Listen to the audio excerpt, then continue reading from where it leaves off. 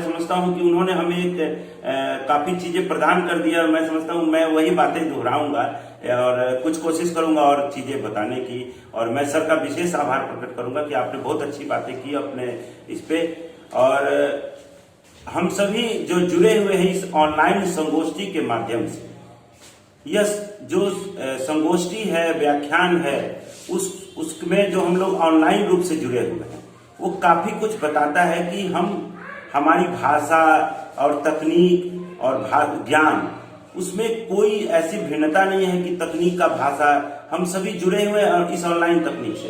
तो यह बताता है कि तकनीक, भाषा और ज्ञान में कितना व्यापक अंतर संबंध है।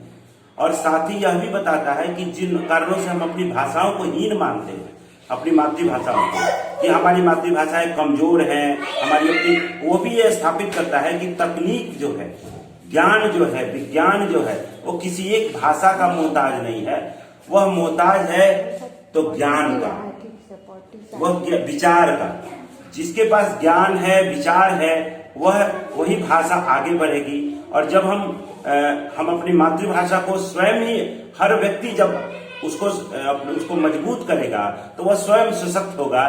तो आपका व्यक्तित्व में निर्माण में और राष्ट्र के निर्माण में, समाज के निर्माण में, प्रदेश के निर्माण में, सब में मातृभाषा की भूमिका उभर कर आती है। क्योंकि विचार और ज्ञान के बिना कुछ नहीं। हमारी भाषा और संस्कृति के निर्माण में भी विचार और ज्ञान का योगदान, जो भारतवर्ष का जो पूरी दुनिया में बीते 10,000 सालों से नाम रहा है। अभी सिनॉय जो उत्तर प्रदेश में सिनौली की घाटी में महाभारत के से सब पहले की जो अभी खुदाई में अवशेष मिले हैं, 7,000 साल पुराना रथ मिला है, जो आमतौर पर बोला जाता था कि हमारे यहाँ घोड़े नहीं बाहर से आए थे, और वहां उसके भी मिले हुए अवशेष। तो हम समझ सकते हैं कि जो हमारी भारतवर्ष की संस्कृति और सभ्यता थी, वो मूल रूप से भाषा और ज्ञान के चलते ही विकसित हुई थी। लेकिन जो हाल के 70 जो बीते दास्तां रही हमारी ब्रिटिश कालीन और उसके पहले की, उससे हम अपने ज्ञान और उसको हीनता बोध से ग्रसित हो गए, और उसके कारण हमारी मातृभाषाएं भी कमजोर हो गई। लेकिन हमें पुनः यदि स्थापित करना है अपने व्यक्तित्व का निर्माण, क्योंकि देखिए व्यक्ति का यदि व्यक्तित्व मजबूत होगा, यदि मनुष्य का, मैं यहाँ पे व्यक्ति क्या है, समाज की महत्वपूर्ण इकाई है। समाज, परिवार, राष्ट्र, तीनों मिलकर ही राष्ट्र के सशक्त राष्ट्र का निर्माण करते हैं। और इनके निर्माण में भाषा का बहुत बड़ा योगदान है। भाषा, मातृभाषा के बिना कोई भी व्यक्ति या समाज में जो भाषा उसका महत्वपूर्ण तत्व है, तो बिना भाषा के मनुष्य जो है अस्तित्व विहीन है। मेरा ऐसा मानना है कि हमारे और पशु में क्या अंतर है?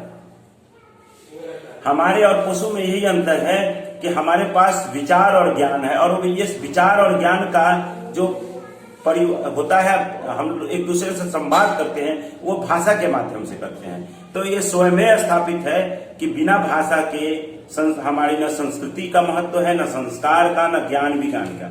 हम जो भी हैं वो भाषा के कारण है, अपनी मातृभाषा के कारण है। क्योंकि मानव को जो संसाधन बनाता है वो भाषा बनाता है। ह्यूमन रिसोर्स की हम अक्सर चर्चा करते हैं।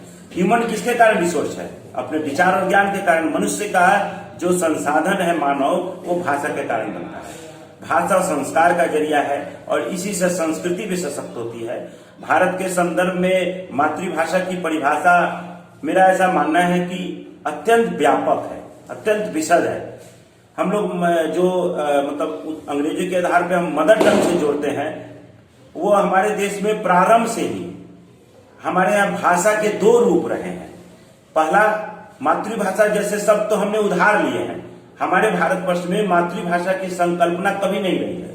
वो अंग्रेजी के मदर टंग से, या बंग का जो आंदोलन हुआ था 1952 में, बांग्लादेश से जो पश्चिम पाकिस्तान से उस समय जो हुआ था, बांग्ला और उर्दू के खिलाफ जो लड़ाई थी, तो वहां माँ, माटी, मानुष का बड़ा महत्व है। तो उस माटी से कहीं ना कहीं वो संबंध हम लोग मदर टंग का जोड़ते हैं। लेकिन हमारे भारतवर्ष के समाज में पितृसत्तात्मक समाज हो या मातृसत्तात्मक, व्यक्ति अपने परिवेश की भाषा पहले सीखता है, अपने माटी की सीखता है, अपने संस्कृति की सीखता है, अपने समाज की सीखता है, अपने देश की भाषा सीखता है, और इसी के साथ उसका व्यक्तित्व का भी विकास होता है।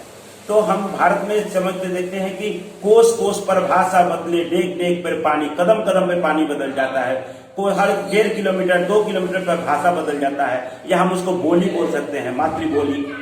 तो लेकिन फिर भी हम आपस में जो हमारी विविधता के बावजूद जो एकता है, वो किसके कारण है? वो हमारी भाषाओं के चलते। हम विभिन्नता होते हुए भी हम एक हैं।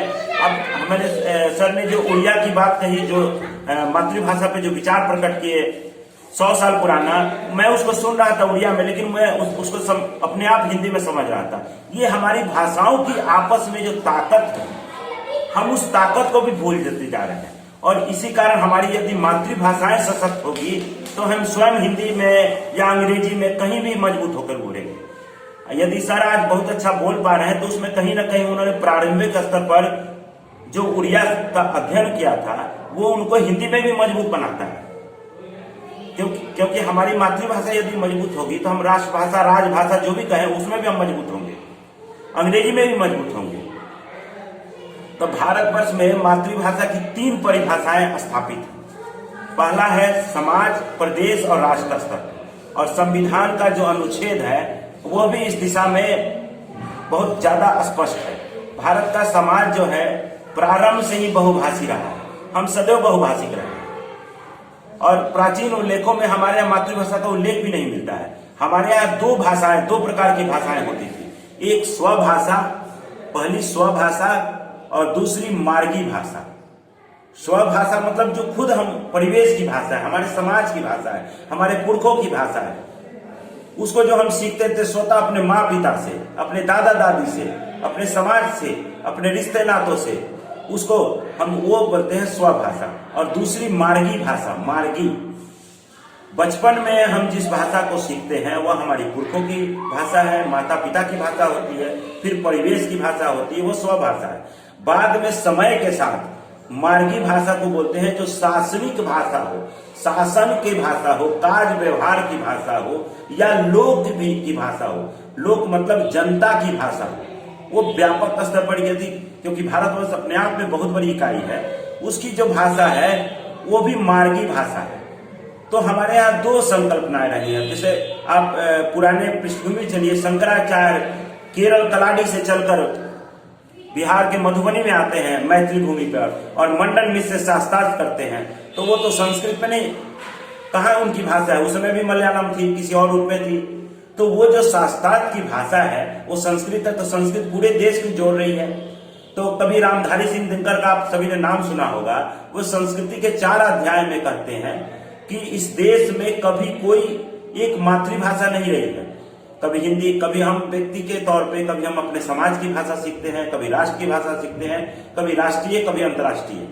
लेकिन मातृभाषा की इतनी भूमिका ज्यादा है कि यदि हमारी मातृभाषा सशक्त होगी तो हम स्वयं में दूसरी भाषाओं को भी जल्दी ग्रहण करेंगे, जल्दी सीखेंगे। अब आते हैं मूल बात पर। मेरी आवाज आ रही है? हेलो जी जी।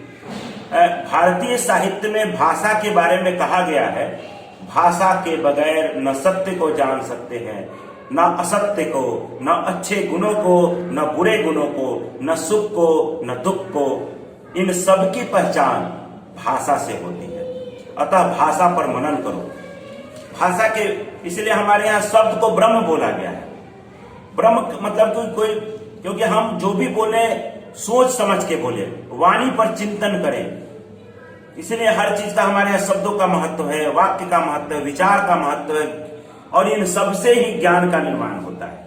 तो मातृभाषा की भूमिका के बारे में हम लोग समझ सकते हैं कि व्यक्ति के जीवन में, उसकी संस्कार में और संस्कृति में क्यों है। इसीलिए जो भी दुनिया भर के जो भी विद्वान लोग हैं वो मातृभाषा की तुलना बहुत समय से माँ के दूध से करते हैं।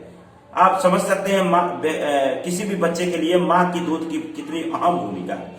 जिस प्रकार बच्चा जो है अपने माँ के दूध से ही उसका जीवन में वो खड़ा होता है, उसी प्रकार अपनी मातृभाषा के बल पर ही वो समाज में एक सशक्त व्यक्ति के रूप में खड़ा हो पाता है।